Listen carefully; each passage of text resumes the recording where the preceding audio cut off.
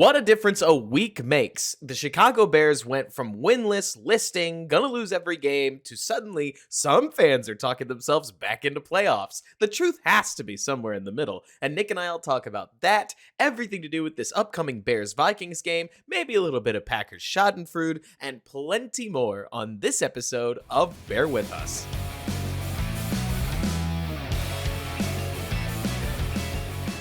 What's going on, everybody, and welcome back to Bear With Us, a Chicago Bears podcast hosted by yours truly, Robert Schmitz, editor-in-chief of the Bears blog, here with Nick Whalen of Football Guys, two Bears-obsessed analysts, as we are ready. Are you ready, Nick, to open? It's the grand opening of the mini-buy Chicago Bears NFL Stock Exchange, where we're going to take a quick look at how are players doing compared to what we expected they would be doing upwards of 5 weeks ago. Yeah. And I think, well, first off, it's a great day to be a Bears fan. I mean, Bears in general, we won a game. The Packers lost. The Raiders, who were in that draft pick hunt, they won. I mean, Justin Fields is back on track. He's second in the NFL in touchdown passes. Yep. What could be better than this? Oh, yeah. I mean, at the very least, Nick, because we went from, okay, so for me, just because I've got to bare my soul, right? I got to show you all my vulnerability.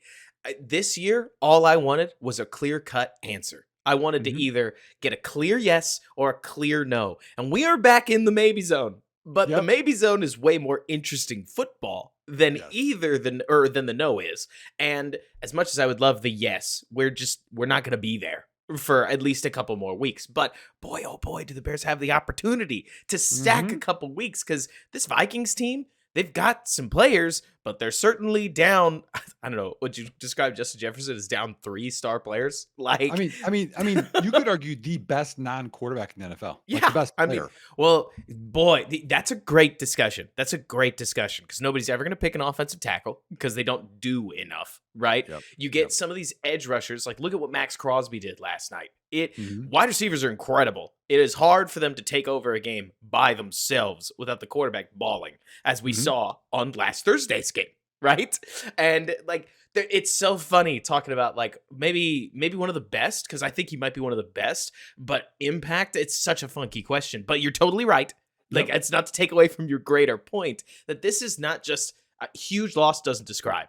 Like, losing Justin Jefferson is a massive blow to the Vikings offensive ecosystem. Yeah. So do you want to start trending up, or you want me to start trending up in this stock? Kick it off, because I have a feeling I know who you're going to talk about. All right. So you got to do it. If you're watching, it's going to be this guy. Okay. So Justin Fields, shockingly trending up. And as I told him, I'm going to give you guys just a little visual. I've got a bunch of stats and notes for this podcast or video if you're watching. So a couple of things that to highlight on the season for Justin Fields. So this isn't just 2 weeks if people think this is cherry picking. On the season, Fields ranks first in the NFL in touchdown percentage. So what that is that's per pass. You divide that out by your touchdowns. He's first in the NFL at 7.2% chance of a touchdown pass every pass attempt. He's 8th in yards per attempt. He's 12th in quarterback rating, 4th in yards per completion. He's and I went and I did these on NFL Football Reference. They have some advanced stats. He's 6th on target percentage in the NFL, all despite being 30th in pressure percentage. So when he's pressured, and when I looked in PFF, they have Justin Fields as the 14th worst quarterback at allowing pressures. So this means he's not top 5 anymore, which means it's some O-line. So despite all of the pressure, he's still performing great. I feel like with what we've seen of Justin Fields the last 2 weeks, the question is just going to become, can we sustain this? Because I'll tell you what, I complained a lot. I had to change my word. If you are an adult man, you know what I was about to say.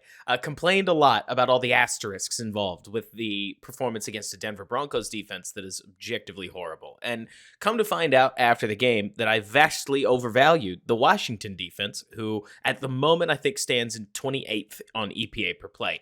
But the plays were there. Justin made them. We operated the offense much cleaner. Our drop footwork looks much cleaner. We look more comfortable. We threw the ball, you know what? Lowercase L late, but that's okay. We made it on target. What's funky to me about where Fields is at right now, Nick, and I bet you've seen it too, is that the Bears have it's not a traditional offense anymore.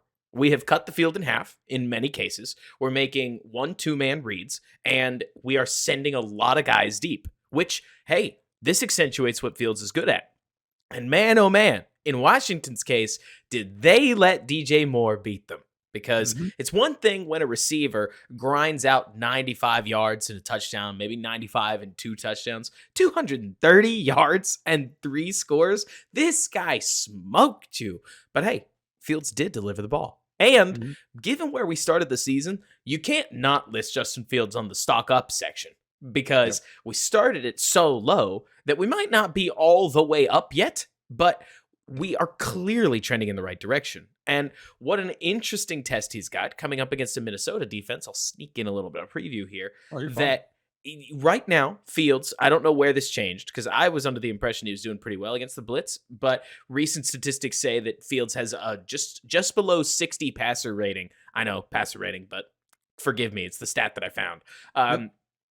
Just below 60 passer rating when he's blitzed. And Minnesota blitzes like maniacs. You should get a little bit more man. Fields is really strong against man right now, but it wouldn't surprise me if we see Fields put in some uncomfortable situations. I, as a lowercase d doubter, am a little bit of a fan of that because I want to see Fields show me that areas of doubt are better now. You know what I'm saying? And if we sustain this effort, man, what a tough choice the Bears are going to have on their hands if that Carolina Panthers pick stays all the way up at number 1. But that's a conversation for another day. I'm right there with you that especially after week 1, especially after week 2, we didn't pass on a bunch of downfield throws. We threw them all. And there are a couple of those throws, specifically the 25-yarder to DJ Moore where he overthrew DJ when he was wide open in the end zone. A couple of those Mooney sail routes and the Mooney route in the end zone. Sure, we'd love to have some of these throws back. But when you throw for 288 yards and 4 touchdowns and you put up 40 points, yeah, it's a great week to give the quarterback a pass on the stuff that didn't happen, right? What would you grade Fields's? I mean, because there were a lot of throwaways, a lot of tip passes, which people talk about completion percentage. That was a majority of them. What would be your overall grade for Fields against Washington? I thought so. Because I won't let you get a clean answer out of me. I would divide it all, right? So as far as the quarterbacking part, I thought Fields was an A- on the day. It looked to me like he read the defense. He checked. He never seemed flustered. He got flustered and spooked a lot throughout the early parts of the season, but extra pressure didn't seem to bother him as, like you're saying, he found ways to get the ball out.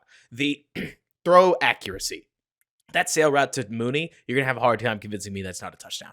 Like, looking at the all-22 angle on that thing, Mooney could turn right up field, and it's just DJ Moore's man, and the end zone yawning open. But we hit the double move to DJ Moore. I would say quarterbacking piece, A-. The throwing part, or maybe like the other, like all the electricity, the are you a superstar, the playmaking is the word I'm looking for. Yeah. Like a B-.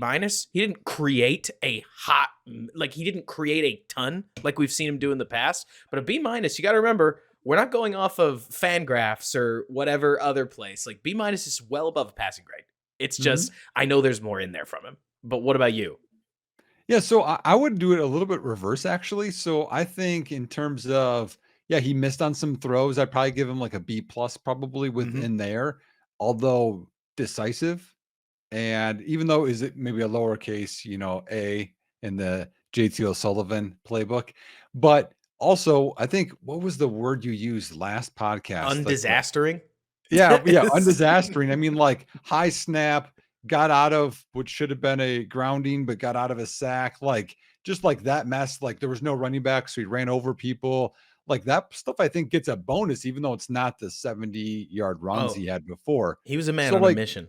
That play he had where he goes shoulder to shoulder with that defensive back and nearly looks like he lights the guy out. I mean, that's grit. that you're just That's not my seeing from a lot that's of my quarterbacks. quarterback. You know, Mhm. that's what you want to see. So that part was awesome. The other stat I think that, for and I know we're not this way, and I hope a lot of our listeners aren't this way, but the Justin Fields is a running back, whatever talk that is.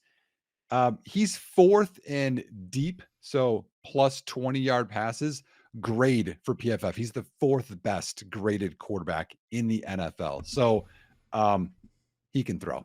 Oh, he can throw deep. It's that intermediate area we've got questions about right now. Yep. He was Over really the middle, struggling. especially. He was really struggling early in the season, Mhm. especially or last year even. He was really struggling as a short ball thrower, and then it was the deep ball where he really made his hay. Right now, he's gotten a lot better at those short balls, even though he still turns down double slant. But hey, at Yeah. least we turned it into a sweet run this time. Yeah. Yeah. And That's true. and like you're saying, when you actually get down the field, like that deep left, that deep right area of the field, Fields is throwing into it, and we're giving our guys chances. And man, oh man, I mean, it has to be mentioned that the Bears supporting cast looked like a bunch of all stars Mhm. against Washington. DJ Moore was open whenever he wanted to be. Darnell Mooney was about as open as I've ever seen him all season this year. Cole Kmet looked well more than useful. I would argue that was his best route running day of the game, or Yep. like best route running day of maybe his Bears career, honestly.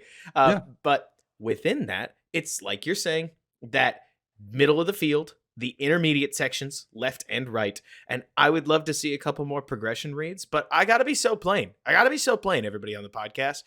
If he keeps putting up 275 yards, if he keeps putting up 240 and multiple touchdowns, I mean, we're looking at a young Russell Wilson if he does that. But I'm going to underline that if, and I'm going to star that if, and I'm going to say we have to revisit this in 4 games minimum Well, because again, let's remember too. So here's the on pace numbers. He's on pace for 3,886 yards, 37 touchdown passes, and 17 interceptions, a quarterback rating of 95.4. And one debate I got on actually just prior to this podcast with somebody is because now it's always just Caleb Williams or Justin Fields. It's like we have 12 more games. Okay, lot. we don't have to decide this right now. But let's remember between week 7, right after the mini bye Mm-hmm. last year, and week 16, Justin Fields' quarterback passer rating from those games was 98. So if you think this is like just a mirage, this 95 quarterback rating, he did it for a large portion of last year too. The only game that Right. doesn't count is, again, he was knocked out, so he didn't play against the Jets. That's not calculated. And then we're not counting the Detroit game at the end of the year where he doesn't have Claypool, Mooney, and he got injured in the game. So I was like, well, Right. and he didn't play well. If you want to add that in, I guess, but he didn't play well and didn't really have anybody. So I mean, in my opinion, what'll be really interesting to watch. So we talked going into the game against Denver about how Miami had come out and handed the entire NFL the blueprint of how to beat the Denver Broncos, and the Bears followed it. I mean, they used a lot more toss running. They got running backs on the edge of the defense, and maybe moreover, they used crossing routes across the middle of the field that just cut that Denver defense to pieces. If there's one thing I think gets really interesting, Nick, like we know you've seen this stat. Justin Fields completed a pass in week 4 or in week 5's game to only one receiver. Tight yeah. ends, he hit both of them. Or both. I can't remember if Mercedes Lewis caught a pass, and that doesn't really matter. He hit his running backs, he hit his tight ends, and he hit DJ Moore. I don't know if we attempted a pass to Tyler Scott, to Velus Jones, to any of the other receivers. St. Brown had that swing and he missed him. Do you remember that one where he's Yes, like really yes. deep in the backfield? The very big check down that he Which I just spatted out thought in was front of him. double pass. For a second, I was like, It might have is been. this? Yeah. But it's more to Weird. say that within that game, where again, the Bears hung 40 on Washington, I would argue that it's going to be hard for a defensive coordinator to not look at that game tape and go, okay, so DJ Moore can't beat us, because he will. If we give him the chance to beat us, he's going to. And Yep. I love that the Bears have a receiver that's going to dictate some coverage. Yes, please. That's how you can really get a measure of whether or not only the rest of your guys can play, because this is where if you take 2 guys out of coverage and you stick them on DJ Moore, I love Darnell Mooney against a bunch of one-on-ones. And I thought Mooney played really, really well in that week 5 game. He and Fields just didn't connect. But the point is, Nick, we shouldn't get this string that we got in last year's 2022 where it felt as if a bunch of defensive coordinators did not bother to do their homework on how to fence in Justin Fields and Yeah. let the same rough game plan of getting just beat by zone read on the edge roll them over for nearly 4 weeks in a row until that Atlanta game where things got a little more bogged in the mud. And even then, it wasn't bad. I'm interested to see how other defenses adapt because Jack Del Rio did not live up to the expectations that I had of him. The offensive line vastly exceeded my expectations because the tape shows Deron Payne, Chase Young, Montez Sweat, and even Jonathan Allen, though I think he was the weakest of the four, low-key balling all throughout the game. And the offensive lineman for the Chicago Bears putting up a legitimate fight on every single down. It was awesome. It was awesome. I mean, I don't think the line played great, but they tried. Well, so I've watched too many lines where they go up against legitimate superstars and they just get smoked, right? Like no chance. We've all seen these, right? I mean, Larry Borum gave up how many pressures? 8. Borum, I'm not really picking on. Okay. But I'm talking about Tevin Jenkins. I'm talking about Nate Davis. I'm talking about Darnell Wright. And I'll give a little half hat tip to Cody Whitehair when he was playing center. Because at least if you're going to be a speed bump, be it in the middle, right? Yeah. So if we're not going to include Ja'Tyre Carter or Larry Borum or Cody Whitehair at guard, I'm with you. Right. Exactly. I mean, Bears offensive line had some holes, but I feel like it's been an awfully long time since we had even 2 offensive linemen that we thought were going to be more than a speed bump for defensive linemen. And this game plan wouldn't have worked without an offensive line that could at least create some clean pockets. The Bears have been quietly doing it. I thought Thursday night was much more loud because, again, that front, nasty. So it sounds like your stock trending up would be the Bears O-line. Is that where we're going? I would say stock trending up. Let's see. If I looked at your list, not to steal any from you, I think Nate Davis has to get this like artificial stock up because he had a bunch of stock down due to him being injured that wasn't an injury, and nobody really understood it because Bears PR didn't let us know anything. So people just assumed the worst, right? Tevin Jenkins hit the ground running. He wanted to hit people. Oh my gosh, I love it too because there's nothing better than watching a player who's in this weird rotation that the Bears seem to just love to do, making you go, put him back in the game. Are we trying to win? Like, right. 75 or 76 was mugging people. Like, instantly looked comfortable. That's awesome. I feel when I watch him play, I feel like he would be really good friends with Olin Kreutz. You know what I mean? Just like, and plus like doing the little after just to mess with defenders. And that's my kind of lineman. Oh my gosh. He will take any opportunity to put his offense or to get his defensive lineman's jersey dirty. And it's awesome. It really is. And so, like you're saying, I mean, the main thing I'm looking at here is when I say Fields is supporting cast, the passing ecosystem should exist, right? Yeah. If you dropped NFL standard quarterback into the Bears offense saying, well, he doesn't have enough receivers. Well, he doesn't have enough, or like he doesn't have enough offensive linemen. I think you and I would agree. Not really. I mean, this team can play a little bit. Are they the best team in the NFL? Let's not go there. We are 1-4. well, let's real quick. Chicago is 10th in points per drive offensively, 11th in yards per play. So we're better than half of the NFL. I think they're 25th in DVOA. So it does depend on where you look, right? But you can't argue with numbers that say we are scoring when we are, especially through the last 2 weeks. Who else you got? Stock up. So the next stock up is going to lead me into Trent Taylor. And before I lead into him, I'm going to have just a fun little quiz time. Okay. Hit me. We did this last week. I didn't hear any feedback from it, but I think it's fun. So I hope that you guys think it's fun. So I have a quick 2-question quiz here for Mr. ready. Robert. And if you're, listening at home, which you are, you can guess too. So Mr. Trent Taylor, how many punt returns off the top of your head does Chicago have? And he's the only one that's returned them. So Trent Taylor, how many punt returns does he have in 5 games? Punt returns? Does this include fair catches? No. Just returns. Returns? Like 2? He has 5. It's 5? He has 5, yeah. There we go. Yeah, and Okay. so well, and the thing that and the reason he's in my trending up is because he takes chances. Like he'll catch it knowing he's like, okay, I only got a step or two. But what he does is he converts Right. again, not letting it fumble, muff it, it go over his head. He catches it and he gets some yardage, which again helps field position. The biggest differential, if people don't know this, is field position with scoring points. It's I only have to get 2 first downs, so I can get a field goal. That's way better than having to move the ball 50 yards to get into field goal range. Like that stuff is massive. And he Absolutely. is averaging 8.2 yards per punt return. And again, it's only five, We love that. but that's better than we've had in the past. My Oh. other question for you is Mhm. this: how many kick returns does Chicago have in 5 games? And they're all by Tyler Scott. Oh man. Valus isn't taking the kick return? Nope. Are you I kidding I me? I have 4 when I looked it up. Hopefully that was correct. I mean, oh my gosh. How many kick returns did you just say the answer? Did you just say 4? I did. My bad.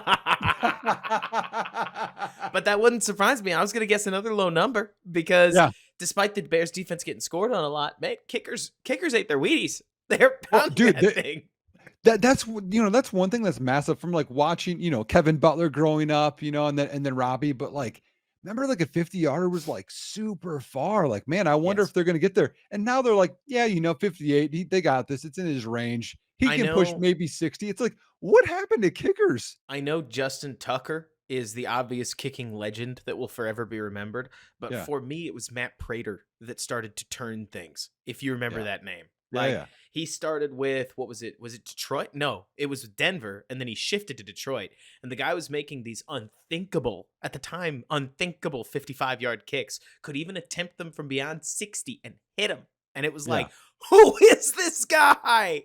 Yeah. Well, and then you got to think of Janikowski, right? First round pick, Absolutely. you know. Absolutely. Because Jank was right there. But I'm talking just anecdotally, the one I remember that started Gotcha. hitting these ultra long kicks was Prater during those Denver days where Mhm. Denver was scoring 1,000,000 points. And of course, they had a kicker that was just flat out nails. Yeah. In the thin air, but just in general, I think in terms of our again, so a couple things here. One, Trent Taylor, definitely I think a bonus, good thing that we got him. Hmm. He is helping Chicago. Hmm. And I think the kicking game. I think Trenton Gill, I think Cairo Santos hasn't missed a kick yet, knock on wood. And You just did that that to we him.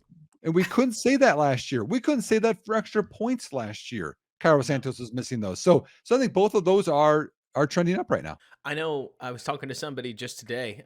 You'll be able to see an interview on Windy City Gridiron that Bills and Rich just had with Josh Lucas. Guy who's been making the rounds with Chicago Bears media lately, and just talking to him about what he experienced or what he and Lucas talked about. It is wild to think about how much when it rains, Nick, it pours. And I don't know what specifically went wrong with Cairo, but I can only imagine last year's team was fairly, I don't want to say toxic to be around, but I can't imagine it was an easy season, right? Especially as the wheels started to fall off. Now, Mhm. a lot of Cairo's struggles, just talking it out with you, did not coincide with the long losing stretches. Like, in fact, they were involved in those games where literally the extra point would have tied it had we made it, but we didn't and lose by 1 point. So bummer, rough luck, but I'm with you. The kicking game seems like it's solid. I wish Gill would let off one of those 70-yard rockets at some Yeah. point because every other punter seems to be able to do it.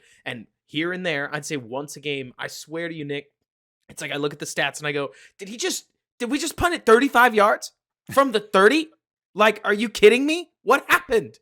And I'm not a punting expert, so I'm not going to know. But last I checked, Gill might actually be outside the top 20 in net punt average, but again, not going to pretend to be a special He teams he guru. he's in the middle range, but to me, I think that's so tough when you look at that because Exactly. you're also looking at touchbacks and you're looking at inside the 20 and all that kind of stuff. It's kind So of a I mess. I just kind of looked, I thought but last year I thought it was significantly worse. So that's I guess what He I'm got basing better. it on. Yeah. I'll take trending up. Do you have another stock trending up? Do I? Oh, Yeah, gotcha. do you? I mean, if you don't mind me just taking off of your list No, go here, ahead. I Yeah, go think ahead. Andrew Billings has been flat out awesome. I mean, it's hard to say that his stock is trending up because it started white hot and now it's settled to red hot. But the joke I keep making, made it on Twitter earlier today, is It is as if the Bears looked at their defensive line. They said, well, what if we added Jalen Carter? And then they obviously didn't. And it was as if the football gods decided to infuse one random Bears player with the ability of a defensive lineman near that level just to prove that the defense has issues that extra super great talent may not fix. Because Andrew Billings has played like the free trial edition of Dexter Lawrence. Like, Yeah. it has been really, really awesome. The only problem being they still take him down. They take him out on passing downs, right? And so Yeah. And that's what's funny with him is like I think about like he's playing so well. I'm like, man, can we afford him? Or like, do I want to pay him the contract it's going to take? But that's a good problem to have. it's a great problem, and in my opinion, so Brad Spielberger at PFF, formerly Over the Cap, he might still do some things with Over the Cap at one point. Great person, great follow. You guys should Phenomenal. follow him. One thing he taught me that I thought was really intriguing was this idea that your draft pedigree follows you forever. Why did TJ Edwards, coming off of a team that went to the Super Bowl, get paid about $6 million a year over 3 years versus Tremaine Edmonds getting paid $18 million over over the next 5 years? Why the difference? Despite the fact that Edwards, according to nearly any metric, was one of the best linebackers in football. Well, Yep. Edwards is a former UDFA, and Edmonds is a former first-round pick. And Mhm. Billings, being a former fourth-round pick that's now changed teams 3 in the last 4 years, I would be shocked if the Bears couldn't extend him for, call it half price of what the standard extension would be. Oh, Think about the way, take it. exactly. Think about what Akeem Hicks got signed for when he came out of the Patriots, right? A relatively, I don't want to call it meager, but a great deal for him, the most money he'd ever seen in his life. And for the Bears, it was probably a third of what he was worth given the level that he was playing. I can't say for certain that the Bears could lock this in with Billings, but I would be surprised if Billings wouldn't take something in the neighborhood of $8 to $9 million, if not less, compared to suddenly needing to hand him $14 million or Well, Javon Hargrave was near 20, wasn't it? exactly. And that's why I look at this and I think to myself, man, I'm not saying you got to extend him immediately, but you're darn close.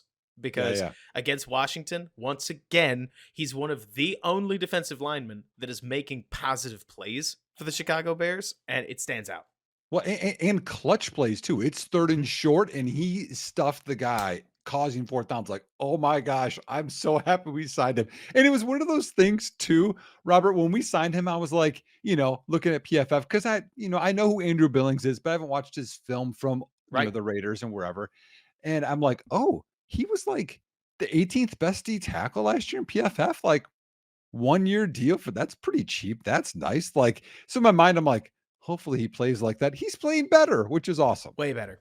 I can't tell if he's developed or whether he's just found something, but it's so funny because whereas a corner is going to be very system dependent, I'm going to hit a stock up, if you don't mind, with Tyreek Stevenson. We'll get there Sure. later as we talk a little bit more about the rookies, but Mhm. within the context of this game, the Bears ran a little bit more man coverage, and we saw the explosion, we saw the stickiness, we saw the physicality. I see some people online complaining about too much physicality, and every DB coach I have ever talked to all tell me the same thing. They say you'd rather teach a guy to be a little less physical than try to teach a guy to be a little more physical. Because Yes. the ones that It's the it's ones that born. can It's in you or not in you. exactly. The ones that can ease off. The ones that can't get in to being So physical. so what I want with him, what scares me to death, is I feel like he's gonna get flagged every time because he can't locate the darn ball, Robert. It's so funny you say that though, because that play he had where he raced down the sidelines, the guy bumped into him, and the throw came back behind him. He did find the ball. He just didn't stare at it forever. Because as he was running down the sidelines, he quick snapped his head up, checked for the ball, and then raised his arms. If you remember, Oh, because yeah, he then it realized was, it was Terry McLaurin, I way think, behind right? him. Like, Yeah. could he have turned back and maybe caught the interception? It's possible, right? But we're talking about a guy who's got 5 starts in the NFL. I have a very low bar, very, very, very low bar for rookies. But given that he started his NFL career out getting bodied with a capital B, seeing him be the focal point of what Eric Bieniemy thought was going to break open the offense and actually turn them away more often than not, I love it. Especially as a DB lover, I thought that was awesome. You look at Stevenson, you see the future, right? You look at Elijah Hicks, love you, Elijah. you don't see the future, Oh my right? god. Well, he's like, spoiler alert, he's on my trending downs. We won't go there. So okay, that's yours. There's one that you kind of talked about already, but TJ Edwards is on my trending up. A guy that had a rough week one. I mean, he on that Texas route gave it up to Aaron Jones on fourth down. That was on him. That honestly kind of sprung the game. He had a rough start coming from Philly. I had some high expectations from him, but he's bounced back a lot from Yep. film that I've seen, from PFF grades, from I think just being around the ball more Yes. often.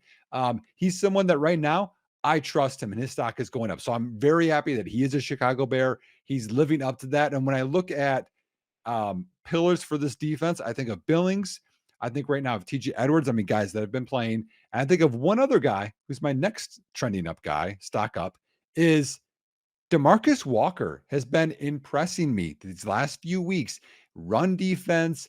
He's kind of getting around the ball. He's got a bigger personality, and I'm fine.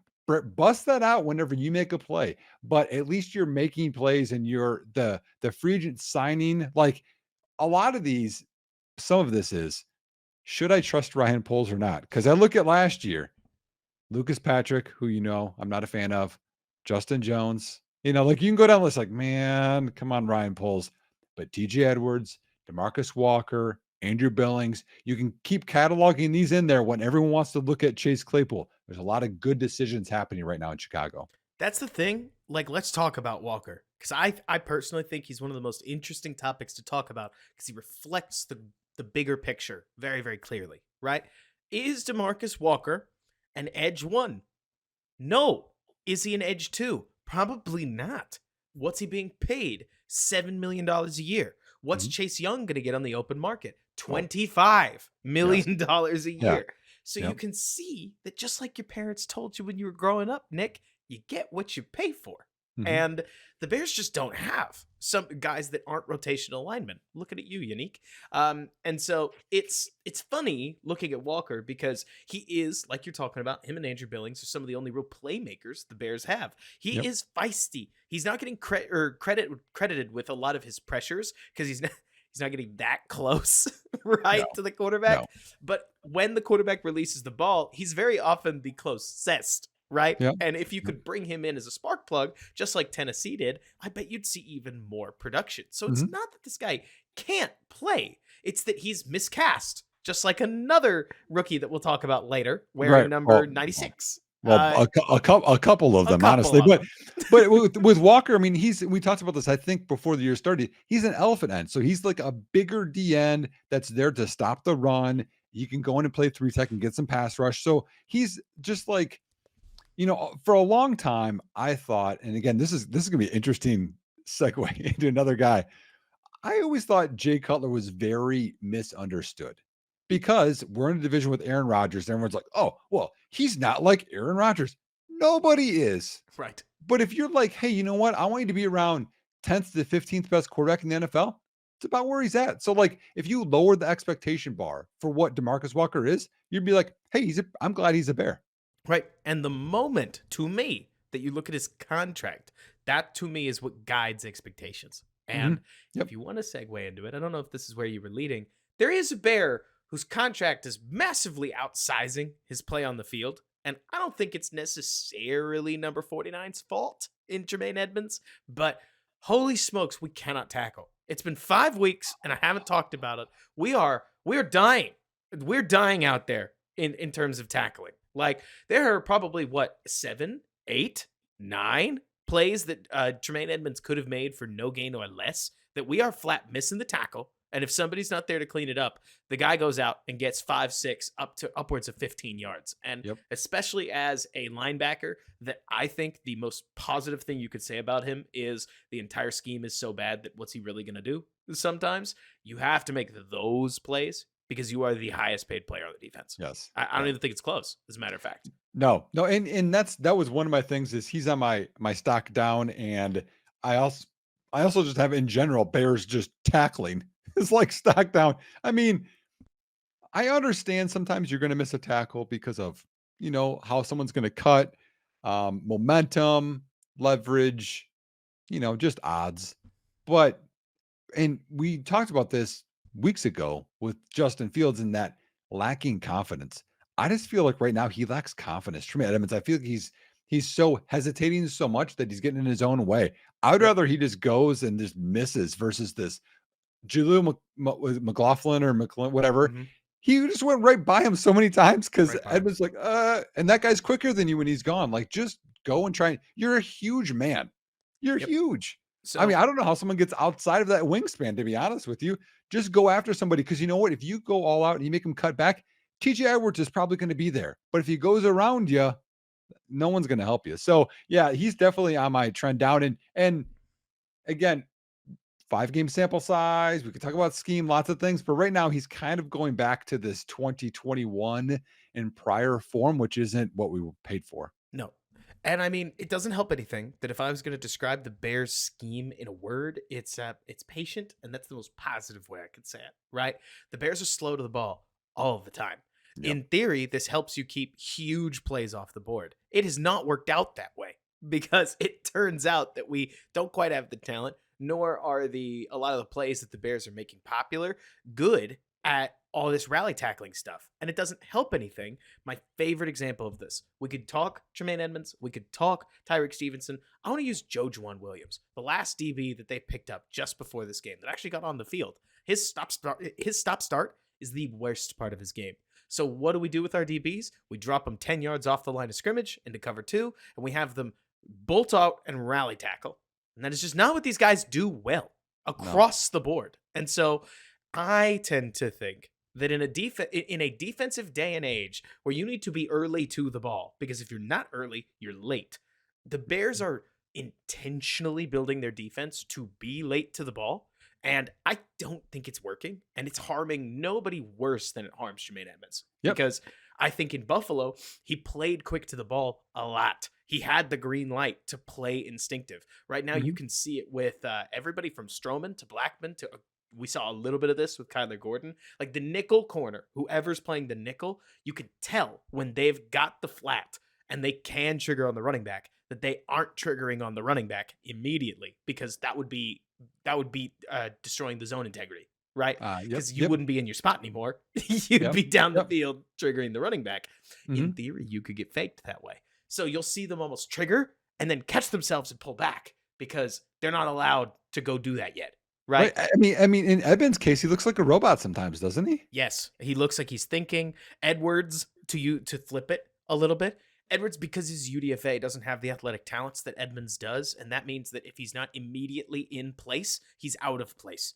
Yep. Like he can't catch up to a play. He has to stay on top of the play. And Mhm. it took him 5 games, but he's finally on top of the play more often than not. Edmonds is not only behind the play, but looks flat out lost and sometimes runs the wrong play. And I would call that an Edmonds issue. I would. And you Mhm. can. Anybody out there. I personally think that that reflects on coaching because this is a very coaching dependent position, in my Yep. opinion. It is the jewel of the scheme is to be this guy. Yep. And maybe I've just been watching too much football. Maybe I'm caping for a guy who looks like an athletic terror on his best plays. But to Yeah. me, Nick, when you say this is my guy, he will do this, and he doesn't do it, I say Yep. somebody screwed up here. Yeah. Yeah. Well, it's the Justin Fields thing, right? If it's using a sports car and that's what you're going to use to take home your Christmas tree. What are we doing here? You know what I That's a mean? best metaphor. I mean that's what's happening with him. That was happening with Fields and not using his legs and having him check down and not throw deep. Like everything was just weird. So a couple other quick ones before we dive deeper into other things. A couple other stock up guys. Greg Stroman had a good game. I mean, he's a Yes. guy that is playing Player of like the first half. his career depends on it, which you know Mhm. what? It It does. is. So good for you because you know what? I think even with, we'll talk about this later, some guys coming back, I think you're on the 53 because you earned it. So good work there. Cole Kmet, you already touched on him. I thought he played better. There are some things, Cole Kmet. Okay, I just have to blocking. I mean, I know it's not the best thing in the world for you, but that one where they faked a run and Justin Fields like 360'd out and they countered back on a quarterback run, and there's a lineman in front and there's Cole Kmet in front and then Fields, and we got 8 yards or so. Cole Kmet looks like he's the one with the football. He's running, he's behind the lineman, and then goes out of bounds, and Fields goes right behind him. Cut inside and block somebody. What are you doing? Like, I was losing my mind live watching it. Then when I watched all 22, and I'm like, as a coach, like, you already, and again, when you are a coach, you know, you can like circle things, you put in notes. Like, I was ready to, this guy just go right there. Like, what are you doing, Cole Kmet? So besides that, had a good game. A few things he can improve on. Do you have anybody trending down you want to talk about? Well, I liked a lot of the guys on your list, but in particular, it's so funny because there's some of these guys where they're trending down, but they were always trending down, right? Yeah. Like, let me name a few. I did not love what I saw from Jaquan Brisker in his first season. I mean, Oh, safety is the position that the broadcast gets wrong the most mhm. because you don't notice the safety the overwhelming majority of the time. Literally imagine watching the football game. Who's the furthest person away from the football? It's the safety. So on most plays, when you aren't staring at them, you're not going to know what they're doing. And Mhm. I thought Brisker, of course, had his rookie moments. That's one thing. But Yeah. he is a little later to diagnose plays than most other safeties that I've watched. And at times that can get him kind of lost. But in this game, watching him get baked by, I think it was Antonio Gibson down the sidelines was a huge bummer. Because especially a power safety like he is, you're hoping that he's going to be able to jam the guy and then run with him Right. down the sidelines. But Yeah. we didn't really do that. And I do think his zone play has gotten better than it was last year, but you'd expect that out of a second year player. The big Mhm. problem that I think everybody's going to have with Brisker is the same problem that everybody had with Cole Kmet for an awfully long time, which is that there's Alec Pierce and there's George Pickens that are attached to his name. We haven't identified a player that Kyler Gordon would have been, so Kyler Gordon gets to just exist as he is, right? But with Brisker, every time he doesn't make a play, and then Kenny Pickett lofts up a game-winning ball to George Pickens, Bears Twitter goes bananas. And I'm not about to say they're right to do it. I actually think it's pretty annoying. Sorry, guys. I love you. Mhm. But Let it the go.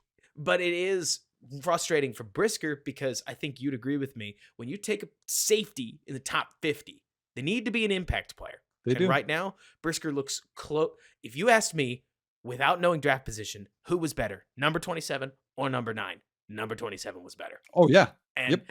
I don't think that it's acceptable for a third string nickel corner to be out competing the guy who is supposed to be the leader of your defense. And certainly he talks like he's the leader of the defense Mhm. without Eddie Jackson and Jalen Johnson on the field. But I also kind of know I'm carrying a really like high bar for him. You know what I'm saying? Well but also in a game when he was I mean, I know Tyreek Stevenson's a starter, but, like, he's a rookie. So I'm like in a game when you're the veteran starting You're it. DB from OTAs till now, you've been there. I know you get dinged up a little bit. Like, you can't just be like, "Well, I'm a starter and, you guys are back." Like, you gotta show it, like, they're gonna lean on you. You can't be the weak link. That it just I just been disappointed. I think he misses too many tackles also for this type of a player that's not gonna be the Eddie Jackson free safety type. You talked about diagnosing. I just think there's holes in his game that he needs to improve on. And right now his stock's down, and I want his stock to be up. I want him to be good. Trust me, everybody. He's just not doing it. There are this amazing amount of things within football. So envision a spear. Envision a spear very literally, right? Now envision the tip of the spear, right? It only takes a small point at the end of a spear to puncture something. And once it's punctured, the rest of the spear is much easier to jam through whatever surface you're attacking. Follow so far? Hmm? In my opinion, football, way more often than not, comes down to somebody being really good at one thing, which forces people to overreact to that thing that you're good at. And then it opens up for that player. Let's say it's a receiver. Let's say it's Tyreek Hill. He's outrageously fast with outrageous left to right breaking ability. Tariq Cohen, very similar. This is going to force you to play him like he's a receiver, despite him being a running back. So that means that when you would have been in nickel, now you're in dime. When you would have been in dime, now you're in dollar. Like when you would have been in base, now you're in nickel. So you're in very like pro running formations because you have because you have Tariq Cohen on the field. When Yep. it's Tyreek Hill, you have to play too high. You have to play really deep bracket coverages to keep that guy in check. Otherwise, number 10 is going to run straight by you, just like he did for New York. See Denver game. See Denver game. And what I think is really interesting about Brisker is that at safety, and at DB, this is true in general, but at safety especially, you cannot be late. Because the moment you're late, you have to make a much tougher tackle than you would have if you were on time. God forbid if you were early, right?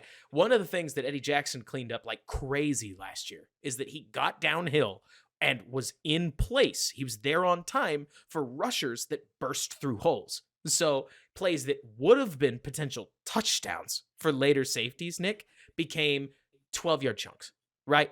You had a safety who was in the rushing lane meeting Saquon Barkley out on the edge to get him out of bounds instead of letting him cut back inside and do what we saw Khalil Herbert do a few times, not just last year, but last game too, and break wide open. And now you got a running back that's just flat loose and you got to go catch him.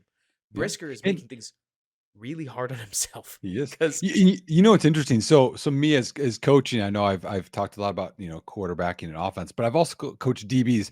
One of the hardest things to teach a DB, especially the safety, is to run the alley, which is what you're talking about. Because they just know, like, no one behind me, and like just flow over the top. Like, no, you have to get aggressive and you have to put your face right in this area and you got to hit somebody. They're like, oh, like, yeah, it's not just, you're a safety blanket at the back end. You have to be a run fitter. And so I agree with you. And for a long part of Eddie Jackson's career, he was soft against the run. And that was the biggest issue, or missed tackles, but he was way better last year. And, maybe here's my olive branch to Jaquan Brisker. Maybe he's Adrian Amosine Eddie Jackson. Remember, Eddie Jackson fell off when Adrian Amos left, and maybe he just needs the Batman there, and then Robin can get a little bit better. Well, let me segue then off that, because Elijah Hicks is not Batman at all. Gosh. Like, oh my gosh. I don't think Elijah Hicks is a one-page. I recently saw those clips of like Shady McCoy and a couple others being like super disparaging. This last part, it was to Dak Prescott, and somebody did that to another quarterback. I think it was like Jimmy Garoppolo or something. I'm not going to go there. But Elijah Hicks makes Jaquan Brisker certainly look like a starter. And that bums me out, because I'm used to safety being a position that a UDFA, a later round pick, these guys can shine. We've seen Adrian Amos do this. We see actually a lot of players across the league. Names old school Mike Green. People might remember him, 7th round pick. Like 4th, 5th, 6th, 7th rounders have a much better opportunity at safety because it's not a position guided by athleticism. I'll use an example. In the entire season, Kyler Gordon was a perfectly capable outside corner. In fact, at times he looked like a better outside corner than he looked like at a nickel corner. And then enough guys went down that he was the full-time outside corner until week 17. Detroit had this idea where they said, what if we just ran at him? Like, what if we just, not running game, what if we just ran past Kyler Gordon? Does he have the foot speed to keep up with our guy? And very quickly into that week 17 game, the answer was clear. No, we don't. Like, why is Kyler Gordon an inside player? It's because he doesn't have that long speed, because if you don't, you die at corner. Like, it is a live or die position. And I'm sure you've seen it. If you can't keep up with, because it's not about Tyreek Hill. You have to be able to keep up with Ray McLeod. Like, is that a decent example? You have to be able to keep up with Jameson Williams. I understand he's a first-round pick, but he's not the weapon inside the Detroit offense. So outside corners, as big and long as they are, have to be able to keep pace. Safeties, since they don't, it opens the door for anticipation and like play understanding, diagnosis, just instincts about where to be to carry you to becoming a way better player than you are. Eddie Jackson would lose to a lot of safeties in foot race. I mean, like, a lot of safeties. I mean, he's a good athlete, not a great athlete, but he gets a half-second head start over almost all of these other players because he just sees it. And God forbid he recognize exactly what's going on before it happens, and then he'll pick you off. And so for me, it's been a bummer because Eddie has trained my eyes to know what anticipation looks like, and the Bears don't really have another one. And it's a shame. No. Well, and this is a worry we had going into the year, is that, man, I wanted another veteran safety, and that didn't happen. I mean, who did they sign? But they didn't get active. They signed some veteran before last week. Before last week? Off of the Patriots. Was that Jojuan? No, no, no. They got a safety. They didn't make him active. Then I I mean, have that's no gonna bug idea. me till I and then here I'll look it up when Here, but next you time. look it But up. but I'll but the say, other but the oh, other the other thing that about Elijah Hicks that I did not like, okay? It's one thing to not play well. It's another thing to have bad body language and not play well. If you're not gonna play well, I don't want you pointing, I don't want you sinking your head. I want you being a good teammate. And I saw that too, and that also kind of rubbed me the wrong way. oh yeah. I mean, and if it sounds like I'm tanking on Elijah Hicks, I'll give him the same olive branch that I gave Sam Mustipher, which is that he's a seventh round pick. Yes, of course, it would be great if we had better, but seventh round picks don't make a lot of rosters for crying out loud. And so it doesn't bother me that he's playing well or that he's playing poorly. It's just, man, it's a huge step down. And The veteran safety was Duron Harmon. gotcha. Thank you. Yep. A couple other guys, just so that we can rifle through these. Then we Sure. get to our rookie section. Then we preview the game real fast. Yep. Uh, I did want to call out that you've got Cody Whitehair and Lucas Patrick on this trending down. I agree with you. There was some thought and hope that Lucas Patrick might have just been hurt and out of position. That does not seem to be the case. And Cody Whitehair seems as if his best days are behind him. Do you have any more to add, or do you feel like those are pretty self-evident guys? No, no. I mean, again, I also have Justin Jones on this list, and I'm just going to combine him with Lucas Patrick because there are two guys I thought that Ryan Poles is going to be like, I made a mistake and I can save almost $9 million cutting these guys in the offseason, but he didn't, and he kept them, and they both have been trending poorly, which just stinks. It's just a sunk cost, in my opinion. But Cody Whitehair is a little sad because Cody Whitehair, unfortunately, I don't think will ever be what we wanted as a Bears fan. He was maybe some people argue could be a tackle. He could play anywhere. And he had like probably one like really good year, a couple of good years, bouncing around, dinged up, injured. He got money. He's just never going to be as good as we want. And I think putting him at center to end his career is probably the best. So I think he can just be a helper and he can communicate. Exactly. And apparently snap the ball crazy high, but that's a separate conversation. I don't understand how it is because Nick, I'll watch other teams when I get the chance, and the snaps are not as questionable across the NFL. I mean, Dan Feeney sent the ball into orbit. Cody Whitehair has sent the ball into orbit. Lucas Patrick seems to be having this fun game that he plays with Justin Fields, where the further outside of Fields' frame he can get the ball, the more points he scores to his left or to his right. And then Jalen Hurts, and then Patrick Mahomes, and Justin Herbert, and Kirk Cousins. Like, none of these guys have to worry about No. the snap volatility. I wonder why Fields can't throw it quick. I don't know. Maybe his eyes can't look downfield quick. Clearly. And then the Justin Jones, the invisible man. Tell me, Should he be starting anymore? there's not a great replacement. I mean, I think that Gervon Dexter is the closest you're going to get, but Mhm. I also think that Gervon's not in. Okay, so I'm going to say something that could be considered pretty salacious, but I don't see Gervon as in every down playing shape right now. I don't know if No. it's that he's too big, but if you've seen what I do, when he gets it's 7 to 8 snaps in a row, that fifth one is much slower Yep. than the first one was. And I'm not surprised. The guy's a rookie. You have to Mhm. remember, everybody listening, that these rookies don't get the offseason the way that actual professional football players do, because they don't have to get into football shape. They have to get into track shape for the combine. It's a different shape, as I'm sure you know, Nick, where Mhm. you don't spend time working on a pass rush move because you can't do that at the combine. You have to spend time maximizing your 40 time. A Yep. lot of these guys, like, they will bring in professional on professional on professional coaches that will teach them how to cheat the 40 as best they can. And it's why all the times are comparable, because everybody's doing it. And Yep. so, but it's also why sometimes you'll go, how'd that guy run a 4.3? Because maybe his coach was just better than all the others, right? Yep. Yep. And three cone and broad jump, like all these things that like they don't matter. We want you to be a good football player. I guess the only reason I thought about having him out there or Oh, I someone don't blame besides you. Justin Jones is because basically it's like It's we bad got the out two there. veterans, we got the two rookies. Like, what if you mix and match them in like important situations? Let's not have Justin Jones out there. Well, in that case, let's bleed into. Oh no, wait, hang on. There's one more trending down that we may have to have a conversation about this one. Sure. Do you want to talk about the one name that we haven't talked about yet? Darnell Mooney. Oh yeah. Mhm.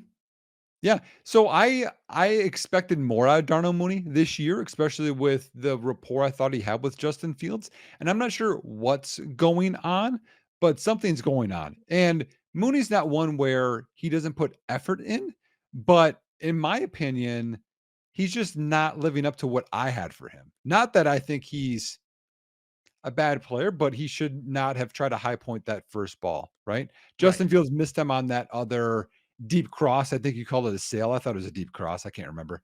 But there's multiple of those where or even the one in the end zone where it's like it does hit him in the hands. Right. The DB's there. DJ Moore made the catch. He didn't make the catch. It's like I I I need you to be last year, Darnell Mooney, when you made some crazy catches and you bailed them out when they weren't perfect throws. And right now, I'm not seeing that from him. So it's totally just my opinion, and keep in mind, I'm pretty forgiving when it comes to. So Anthony Miller taught me a lesson. We're winding the clock all the way back to Anthony Miller I because liked Anthony Miller out I of still Memphis, do. man. Gosh, Like great I route runner after the catch. I was like, yes. look at Jaden Reed. That's to me what I thought Anthony Miller was without a doubt going to be. And as Anthony grew and seemed to bristle with the rest of the locker room, because we obviously saw a very different rookie Anthony Miller than we saw from his second and third year in the league, it taught me that every NFL receiver at some point in their life, and I mean all of them, Nick, were the number one receiver on a team, right? Whether that's their high school team, whether that's their college team, whether that's their NFL team. Eventually, they were the number one receiving option. And I think that there are a lot of players that I think basically every player is most comfortable in that role. This like Robert Woods role that Robert Woods is in is to his credit out in Houston, but for a while there it was Los Angeles, where you're the clear number two Yeah. because not a 1B, number two, because it means it's the equivalent of being a pinch hitter, right? You don't get as many targets. If you screw up on one target, you won't get another for an awfully long time. It's like sitting in the refrigerator waiting to come out and make a play. For me, the week 5 game, I thought Justin Fields probably took 100 yards off of Darnell Mooney's like season total. Not because I hate Justin Fields or something like that, but because that whether it's a crosser, whether it's a sail route, you get it. It's the deep out route. Like Yeah. Yep. Darnell is wide open. And Yep. the route, the fade into the end zone, Darnell is wide open. Hard to get more open than that, especially if we lace the ball on a slightly lower trajectory so that Yep. Mooney doesn't have to slow up for it. The Mooney or the ball over Mooney's shoulder. So call me a tinfoil hat wearing conspiracy theorist, but I went back and I watched it, and the ball fades from the gosh, I'm having to get this right. It fades from his right hand side over his left hand shoulder, and I tried to envision what I would do in that scenario, and I think he lost the ball. Like, why didn't he turn around? Because it's totally just my guess, but I think he couldn't see the football for Oh, a hot really? moment there. Oh, And as he turned around to see it, he squared his shoulders and then just reacted, right? He's yeah. not thinking that hard. But it's one of those where your Madden character might pull it off. A real human being is like, I don't know where the football is. Because it was Mm. straight up the line on his back, Yeah. basically. And that's just Yeah. And I just envisioned just looking over your shoulder and just catching. totally. And that's if your neck is insane enough to get all the way around on the football. Again, I'm not Wait, saying he's made too many crazy catches though. he Maybe has my expectation for him is just when like, he was in a wide receiver one role because right. it had to be him. So And so does he feel pressure then? I I think a little. And Yeah. frankly, I wouldn't be surprised after last game, especially some of the body language stuff that like you were talking about. We kind of got to mention. It's not amazing. That he looks frustrated. Mhm. you know? Yeah. But I wouldn't put him in the stock down, me personally, because he was separating too well. Claypool is out there throwing fits, right? Tyler Scott isn't even running his for the love of the game routes at full speed sometimes. I And I know. don't know why, because he's a rookie, and that just doesn't make any sense to me. But Mhm. Darnell Mooney, when he was called upon to separate, didn't just separate. He got some distance between Yeah. him and his corner, including especially on that deep crosser. He just threw his guy into the ground. Super badass. Mhm. But we didn't catch the ball. I assume it'll come. If in 3 more weeks this connection still isn't working, I'll still ask you why. Because to me, this almost looks like right now, okay, who do you think has more receiving yards? DJ Moore or all of the rest of the players designated as a wide receiver put together, including Chase Claypool, Oh, DJ Moore. by leaps and bounds. And Yeah. so, especially as we talk about how Fields is struggling to get through his reads, part of me wonders how other receivers are just reacting. That's not an Yeah. excuse. That's Yeah. not an excuse. They They're should be more jealous of the mature new about it. kid in school, you know? So, oh, by the way, I don't think we have to say trending up DJ Moore. I think that's just a given, I right? think you could argue he's been better than advertised. There Oh are my gosh. EPA calculations that have him as the second best receiver in I football, down to like the sixth. I'm waiting, just because I'm not always that person on Twitter for fun, but there are some people that have the, DJ Moore, Fields are gonna hold him back and he's not going to articles that maybe I work with at my job, but I'll retweet him at some point just for fun because having 500 yards or whatever he has right now is pretty outstanding. So I'm pretty Absolutely. excited about that. The other thing, and I'll just quickly do this one more trending down that I was just disappointed with last game. I know that we should be happy that Luke Getzey and the play calling have improved. Can we not have a sprint outs to Justin Fields left in the red zone and 3rd and 2 to DJ Moore? It's tougher to get your shoulders around, and it's just a bad play call. You limit the field, like, just make some better play calls. It's a good idea to somebody for some reason, and I'm dying to know that reason. Right? That's all. Is it that Fields can't run something else on 3rd and 2? Is it that it worked in practice? Is it that Luke Getzey doesn't have any better ideas? We don't know. And we won't know, but I'm with you. It can't I continue. I hate Let's those. I mean, to your left, I mean, you have to get depth to get your shoulders around. Like, For it's some just reason it's a they just keep picking the terrible left. to his right, I can see. Left? What are you doing? They keep picking the left side. I don't get why. I know. Anyways, let's go through some rookies really fast, and then we'll go through the fastest game preview possible because we have already been talking for long enough that we're gonna run out of time Sure, very quickly sure. during our recording session. I think a lot of the rookies have, to your point about Ryan Poles, I think a lot of the rookies have actually come to play quite well. Gavon Dexter had quite a bit of pressure. I think 3 pass rush wins, many of which were just full on wins, like Mhm. especially at the one tech spot. It is still weird to me that they are playing Dexter at 3 technique and Pickens at 1 technique. Pickens doesn't have the weight to stand up to a double team the way that even Dexter does, but let alone Billings, who's probably what, 40 real pounds heavier? Just talking about their like legitimate Yes, playing weights. And yes. then they put Pickens at 3 technique and he long arms the snot out of his man. And it's awesome. And we're sitting there like, where has this been? I do Uh-huh. think Gervon looks crazy raw to this point. He Yep. can't win to his left to save his life. Not yet. He can win through brute force straight down the middle or to his right. But we talked going into the season about how he's relatively new to football. I think you can see it that Mhm. he's trying different pass rush moves like cross chops, etc. Okay, have you seen the way he's winning though? Do you know what I'm talking about? He No, I see the thing I like the about him, punch in though. the shoulder. Like Mhm. he does this almost cartoonish, just balls up his fist and just smokes his defender in the arm. And Mhm. a lot, like especially one of the plays, if you can go back and find it, Bears fan, the guy basically just like winces and gets knocked off balance, and Dexter plants his left hand on his inside shoulder pad and just pries open the gate to get to the quarterback. Super badass, if Mhm. a little bit comic book supervillain, right? I mean, he's exciting to watch, honestly, he's fun to watch because it's like you there's this huge guy that's strong and athletic, and you're like, "I know what he's gonna do," but it could be good or it could be, "This is his easy rep." Right, right. In my opinion, I think Darnell Wright has been as good as any realistic person would have hoped that he would be. Yes, But yes. there are some people that I've seen that are still mad about the pick.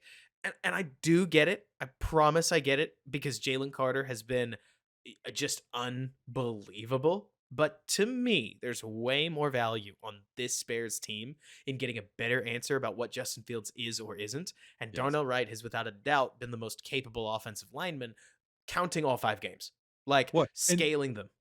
Yeah. And the one thing that I like most about Darnell Wright is coming in was he shut down Will Anderson. We heard all about the pass protection, but he wasn't a good run blocker. I know Right. Tennessee's scheme was very different, but he whiffed a lot of run blocks. He has really transitioned his game and worked hard, and he's been a good run blocker for any offensive tackle, not Yes. just a rookie. So to round out his game already part way into his rookie year, I think is huge for what his outcome will be. And it's so funny because there are a bunch of technical pieces to his game that they're just gonna have to get better. Mhm. He gets caught leaning when he thinks that he's losing, and he needs to get that right arm around a speed rusher. His feet aren't clean enough on true Nope. speed rush edges, and in many cases, he's not always landing his hands. Though when he is landing his hands, he latches with the best of offensive tackles. Standard rookie stuff. Yep. Right? Yep. Like, especially against an edge rusher like Montez Sweat, you're not expecting to win all of them. And Nope. in this case, he didn't. But Yep. what one thing I'm really loving about Darnell Wright, and it just so happens that he's got Justin Fields as his quarterback, which doesn't make things easy, right? I would argue that Darnell Wright would be on pace to have one pressure all season if he had Mac Jones as his quarterback. That's not to call Mac Jones an upgrade. That's talking about a guy who's got a bottom five time to throw, Yeah, right? yeah, yeah. Yeah. Darnell does a really good job of taking what could be a 2 second loss and elongating it into He does. a 2 3/4 loss, a 3 second loss. Like, Mhm. if you're gonna lose, you're gonna lose with more than dignity. You're gonna Mhm. be a pain about it. The And the I actually love the penalties. Is that bad? Like, I heard this defensive coach at one point who apparently walked into his defensive room, slammed a newspaper down after a loss, and the defensive coordinator said, "We aren't taking enough penalties." And everybody in that room, apparently all the coaches, because I was talking to somebody who was in there, were like, "What are you talking about?" And he was like, if you're gonna if like you should be holding is basically what he said. You should be interfering. You should be doing all these things because if you can get away with 3 of them for every one that gets called, it's a Oh, yeah. win for us every Yeah. time we do. Th And with that in mind, yeah, I'd rather Darnell Wright play dirty than clean. You well, know the what the I on mean? the only thing I disagree with is false starting would be something that I would False starting not doesn't really have a something I would not want. Yeah. and there's a balance that every young tackle has to learn about when to let go. We've all seen it. We've all Yep. seen that play, whether it was Khalil Mack, whether it was Akeem Hicks, whether it's Demarcus Walker now, where the guy is bound up and the tackle is plainly holding him, and then just as the quarterback starts to let it, or get out of the pocket, pop, those hands come free. The guy falls over, no call happens, and Yep. fans go, "What are we doing here? What are Yep. we doing here?" Holding is legal on the inside, everybody. Learning that balance of when do you let go, when do you not let go is Mhm. part of being a rookie. But overall, like you're saying, I've been just over the moon. Yep.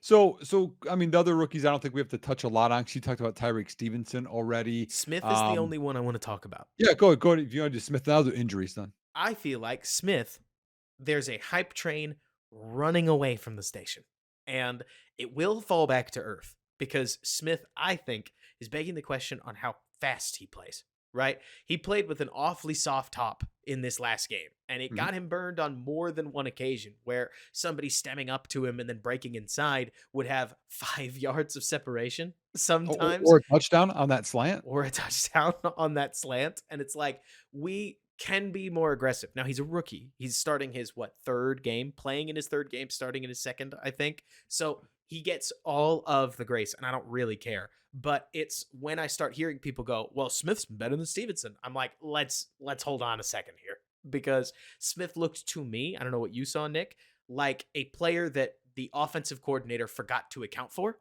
or that he didn't show up, or he didn't show enough on his Denver tape for Bieniemy to target him, especially because let's be honest, coaches aren't always like coaches will often watch a tape and go, "Oh, they're targeting 29, we should target 29." Right? Keep it really Yeah. simple. Like, No, so I think I'm a little bit more. So here's why I would be okay with Smith over Stevenson potentially sure. is one is he's not going to get interference calls on him, at least right now, which I know we've talked through, which I'm not overly opposed to all the time. But I think that Stevenson could have had two other potential PIs on him. Um, but Smith also ripped the ball out and forced a turnover, which is something else I want to Huge. see. And he had the pass deflection against Denver. So we're seeing some flashes, although I think he is hesitating a little bit more. And I think Stevenson's being a little bit more aggressive. You want a blend of both guys, is really Yes. would be ideal. Oh, But I think awesome. that Awesome backup defensive back. Back yeah, to what you're yeah. saying. Oh, great. Yeah. But I just think that he's earned some playing time at this point where it's not just all Stevenson, even though I know you want the reps. So I think that at some point maybe they could rotate potentially because I don't know who the best one's going to be long I term. I would be hard pressed to think it isn't going to be Stevenson, if only because I thought Smith looks really comfortable in his zones. outside of the fact that when the ball gets dumped underneath, he's actually having more trouble keeping his footing than I think people Yeah, he realize. slips a lot. Like It's weird. he slips up. It's that first step out of his break. I don't think he knows, or I don't think he's quite comfortable with managing zones that are going to go over his back, like that are going to try to catch him in a high low. And Okay. so he'll lean backwards to watch the receiver go past him. And then if the throw comes underneath, he has trouble getting his weight back in front of him to drive downhill. That's my over explanative like guess Mhm. as to what's happening.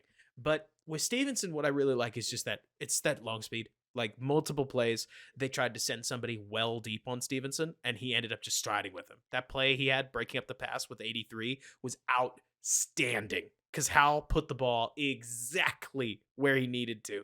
You know the one I'm talking about? No, I Like, don't. I'm trying to remember. so if you look on Twitter on a Stevenson reel I did, it's the first one in there. But Stevenson is basically sitting in what looks like it's going to be cover three. It ends up being Was that to either. Logan Thomas? Yes. Hmm. He hit his arm. I thought it was a PI. It's well, so Logan was pushing back on him. So I have no Okay. issue with this. He All did right. have a separate PI flag. He had two PI flags that got picked up, which I thought was really interesting For a because rookie. I I didn't think either of them were interference. He's just physical. But Yeah. like you're talking about, I mean, the reputation is out, so now he's going to have to walk it back a little bit. I'm Yeah. interested to see what happens because after all, it's a very let's just call it. It was he had his welcome to the NFL moment when Mike Evans was allowed to do whatever he wanted to against Yeah, Tyreek exactly. Stevenson, and I don't blame him for being a little too physical with Terry McLaurin and a couple others, especially because on McLaurin he guided him out of bounds. Like I know you can't do it with your arms well out, but at the same time, to call that route extreme interference in one way or another, I could actually see it not getting called. But Mhm. hey, I'm a Bears fan, so if you want to call Right. me a homer, you can. So we're gonna zoom past the other rookies. They haven't Zoom really past them. played enough. So a couple injury things. So we touched on this a little bit, but Justin Jefferson with his hamstring is on injured reserve now. So Chicago will not play him. That will adjust our conversation, but just so everyone knows, that's a again. I hate injuries, even if it's for the opponent. I know this really benefits Chicago, but it just sucks having such a great player not be able to play. For Chicago, Khalil Herbert, right, is going to be a few weeks with that ankle. Roshan Johnson, my guess is he won't be back with a concussion. And because of that, Chicago signed back Darrington Evans, who knows the offense. And I think we're going to see Deontay Foreman back. What do you think, Robert? I tend to agree with you. Finally, we found a place to use Deontay Foreman, right?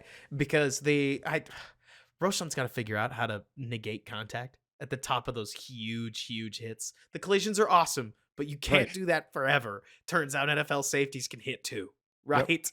But within that, I thought like I'm excited about the runners that the Bears have. Evans was a solid little runner for Chicago. That's exactly the pickup that you want. Won't surprise me to see both of them toting the pill, especially because Kari Blasingame, valiant in his effort, but maybe not the guy that you want trying to close a game out. So Right. Right. it's to me, it's pretty slam dunk, like you're saying, heavy dose of Deontay Foreman. But who Yes. knows? Evans is the one with one of the longest gains by a running back in the passing game last year. So maybe he gets more work than we Yeah. realize. Especially since, did you talk about Homer? Do you know if Homer's going to Well, play? I don't know if Homer's going to play or not, but I mean, if you're looking for the passing game work too, Evans is going to be your quick guy and probably better in that realm. But Right, also, I mean, like I said, I mean, being in the scheme last year is the reason they signed him. right, exactly. And so as we move forward, I mean, whose injuries do you think hurt their team more, Nick?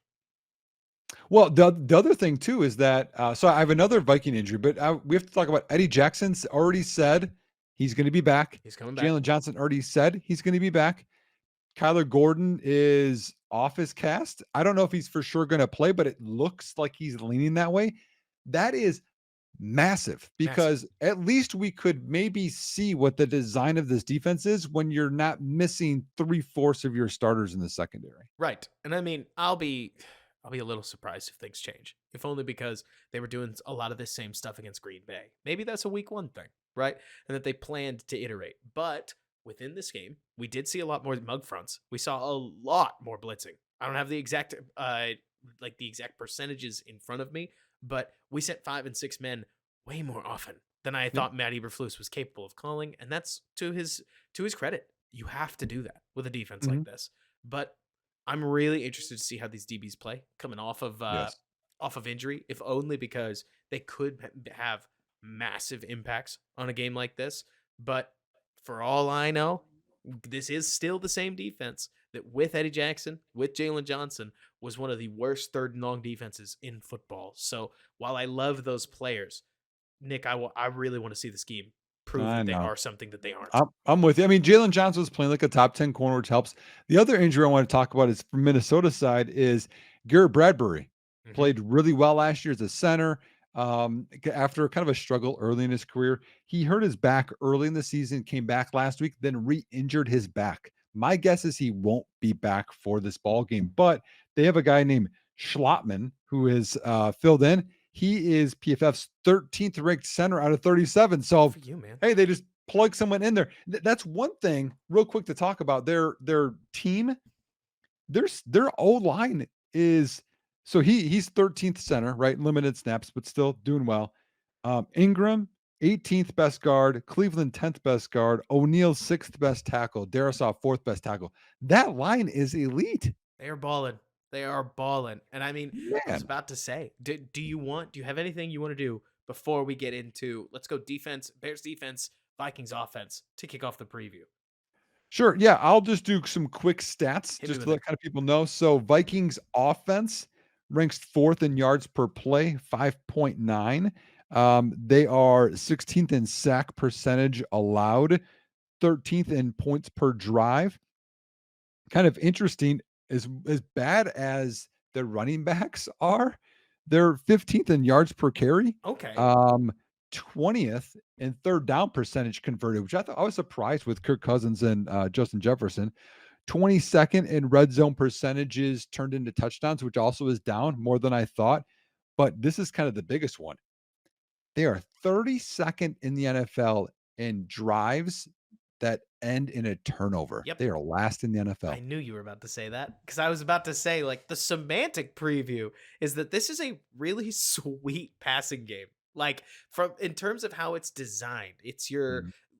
or not old school, but it is what is becoming common with the McVay brand of the Shanahan system, bit tailored for a West Coast quarterback. Not dissimilar from what McVay is doing with Matthew Stafford, because that's what makes Kirk Cousins comfortable.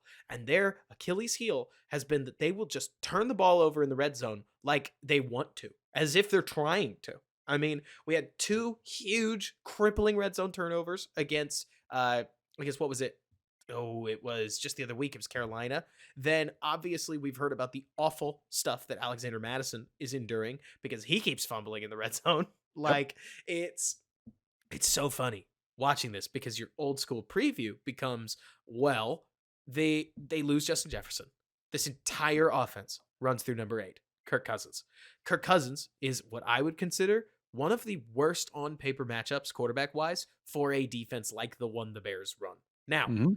that was especially true before this last weekend because within mug fronts and the Bears were calling a few more fire zones, like 5 and 6 man zone packages to support 5 and 6 man blitzes. There's an element of disguise, more man coverage that the Bears ran this last week against Washington that if they keep it up, then maybe they will be able to confuse Kirk Cousins a few times after all.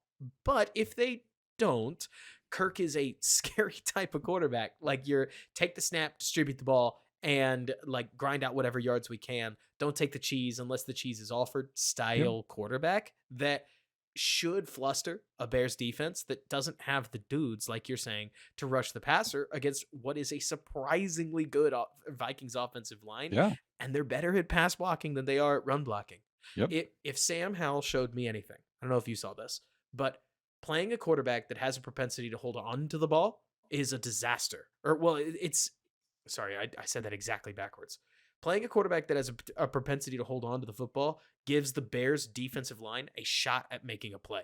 Yep. But a lot of these quarterbacks that we saw, namely, I'm going to use Baker, I'm going to use Jordan Love, and I'm going to use not Russ. He doesn't count because he kind of got himself in a jam. But They so did. we'll use Baker, Love, and Mahomes that just got the ball out. That they Yep. went 1, 2, 3, hit the back of their drop, throw it.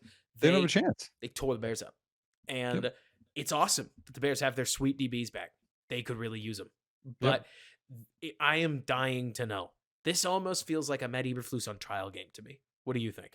Very so because yeah, because if those guys are back and let's say that they're close to 100%, which I know people say that, but like players really or rarely 100% once the season starts. Because when you lose Jefferson, and I look at right now in terms of, again, this is PFF rankings. I mean, you have Addison, the rookie. He's 58th best receiver. Osborne, this surprised me, Robert. He's 100th out of 110 receivers in PFF. Um, What? yeah, he's not playing well. KJ Osborne's not. TJ Hawkinson, right? Who got the big contract, 20th best tight end. So like a lot of those guys aren't performing well. It's like, okay, can we step up and do well enough to hold these weapons that have been mediocre? The only guy I'm worried about is Kirk Cousins. Oh yeah, and I mean he should be the only guy you're worried about because Mhm. the rest of the weaponry isn't anything spectacular. But you don't know if you need spectacular weaponry to beat the Bears secondary, given the way that they like to play. After all, it wasn't too long ago that Marquez Valdez-Scantling was doing some major damage to the Bears like secondary and linebacker core.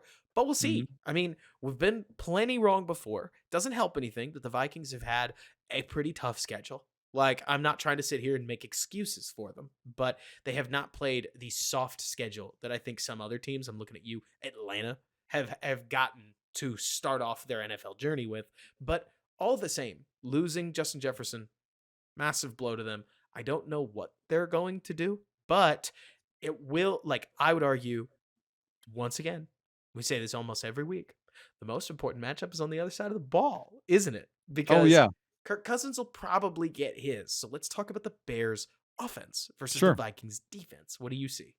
Sure. So just real quickly, a couple stats on their defense that, I know they're not good over there, but one area they're surprising, they only allow 5.1 yards per play, which is 12th in the NFL. That surprised me. We know they blitz. You've heard they blitz. How much do they blitz? 44.8% of the time, which is first in the NFL. This is the most shocking part to me. They are 31st in pressure percentage. They are tied for 23rd in hurry percentage, and they are 30th in quarterback rating and 31st in interception percentage. So they're not getting home. No. So whatever they're doing, they're just trying to do whatever they can. They are actually fifth in yards allowed per attempt, which was a little surprising to me. So it sounds like Chicago is going to be able to air it out and be successful. And I mean, if the Vikings don't stop number two, DJ Moore is going to smoke them because Justin Fields has a favorite target. I don't blame him. And if people aren't careful, he's going to load DJ Moore up with volume the way that Jay Cutler loaded up Brandon Marshall. And so I'm really interested to see what Luke Getzey has in mind. I'm frankly interested to see what Flores has in mind while I'm at it because the Vikings, again, like we only get the stats that we get, we only get the stats that we have seen, right? And the Vikings have played Jalen Hurts, they've played Patrick Mahomes, they've played a bunch of other really Justin Herbert, like 3 out of 5 of the quarterbacks, and I can't remember who the other one is because the fifth one is Bryce Young. So Right. if you Right. remember who they played in like week one, oh, it was Tampa. Mm. Okay, so Yeah. you've got quick throw artist, quick throw artist, quick throw artist, like Bryce Young, whatever you want to decide that he is, and Jalen Hurts, right? Right. So I'm curious to know how Luke Getzey's going to handle all this pressure because it's not that it's threatening; it's just that you kind of have to account for it, right? Mhm. This is effectively a lesser version of what they faced in Tampa Bay. The problem is Tampa Bay got him Yeah. for 2/3 of the game, and so I'm curious to see what happens here. But if Brian Flores doesn't bring his A game, these Vikings are going to get waxed because, Yep. like you're saying, they have gotten gashed plenty of times. And Mhm. moreover, kudos to the Bears' offensive line. Kudos to Luke Getzey and the way that they're calling protections. Whoever I need to credit for that, I'll throw Justin Fields a bone because he's the quarterback. He's got to design his own pressures. They're picking up blitzes. Like when you blitz the Bears, they're just picking it up. I would give credit to Fields for going hot. He's not, right? Like, No, no, they're doing well. If it's a twist, now again, that was before the line everything got back to Tevin Jenkins struggled, but I think back with him and Davis back, I'm much more confident. absolutely. And so this is once again, it's a football game that is winnable as long as Justin Fields goes out and wins it, which I feel almost bad about just because we're constantly talking from the perspective of if Fields is the leader, then the Bears will go out and win this football game. I And I feel like Kirk Cousins has more pressure in this game than Justin Fields does. if he wasn't 36, I would agree with you. Like Kirk Cousins' career, the moment he decides it's Yeah. over, is over, and he's very accomplished. right? Right. This is the I would argue Fields has a lot of pressure on him, if only because the Bears are continuing to hold it or continuing their stranglehold on the top of the draft. And the longer that exists, the more articles get written about a certain CW that, again, we're just not going to talk about, especially as long as the Bears are winning. And No, we don't so need to. Yep. it's what's funny to me about this game. Kirk is the underdog. I think Kirk plays best when he's the underdog, right? He You gave like that. he gave Kansas City all they could handle, like up and down the field. The Bears have a very winnable game that, dare I say, they maybe should win it. And Nick, if you've had the same Bears fan experience I have my entire life, these are their kryptonite. Like the moment the Bears have a legitimate advantage that they should take or that they Not should be able. not this week, Robert. Not this week. How Are about we are we gonna go into this right let's go now? predictions. Let's go predictions. Okay. Okay. Go for it. Last week, I was right and you were wrong. I Yes. said Chicago was gonna win, and they won. And this week, I'm gonna do Did the you say same they were gonna thing. win? I thought you said they were gonna lose. Anyways, I'll give you the win. I give you the think I said win. I'm almost positive I said win. I bet you did. Huh. I really do. We'll go back and check. Someone will just yell at us. So I'm gonna say Chicago's gonna win this game for a couple of reasons. One, we already talked about the Jefferson injury. They're playing well. Let's just talk about that right now. They're playing really well on offense, at least. But also going back to one of our first episodes, Chicago has the rest advantage by days. Minnesota had a late game on Sunday. Chicago's playing at home. I have Chicago winning 34-21. I actually really like that score. The score that I had in mind was Chicago probably winning 31 to like 24, so slightly closer. But I really think, okay, so, we come out here and we talk about advanced statistics, we talk about scheme. I feel like the key to this game is going to be whoever wins the turnover battle probably wins the football game. If Brian Flores can influence a couple of interceptions or fumbles or something, then this game could turn on Chicago very quickly. But also, there's nobody in the NFL right now that's better at throwing picks than and fumbling the ball than these Minnesota Vikings. And I don't know if that'll change, but I don't see why it would this week unless you just think that the Bears defense is too Right. soft to ultimately take the ball away. So within that, on paper, I have to give the Bears the advantage. I mean, there's so much emotion going into this game where is this Bears team the team that we thought had a shot at 8-9, 9-8? Because if it is, then they should beat this Vikings team, right? Mhm. The defense is not good enough. They just lost their best weapon by far. And Kirk Cousins, while he's got a sweet line behind him, now doesn't have a whole lot to throw to. Or are they the Bears team that got smoked by Kansas City? The Bears team that basically let Green Bay win it despite Green Bay's best efforts to be just a normal football game, right? Mhm. I don't know, but I'm going to pick the Bears because I can't look in the camera and say the paper says this doesn't favor Chicago. But Mhm. also, this is a game where I need the Bears to make me a believer Yes. because I doubt them, right? Like in general, this feels like exactly the kind of org that could get too hot after one win and come out What's your flat score? in the next one. What? What's your score going to be? I had 31-24. Okay, so I'm 34-21. You're 31-24. Mhm. Okay. I liked the numbers, right? But I can't pick 40 with a straight face. Yeah. Yeah. I mean, I think Chicago's going to score, Right? and then if it's going to be enough.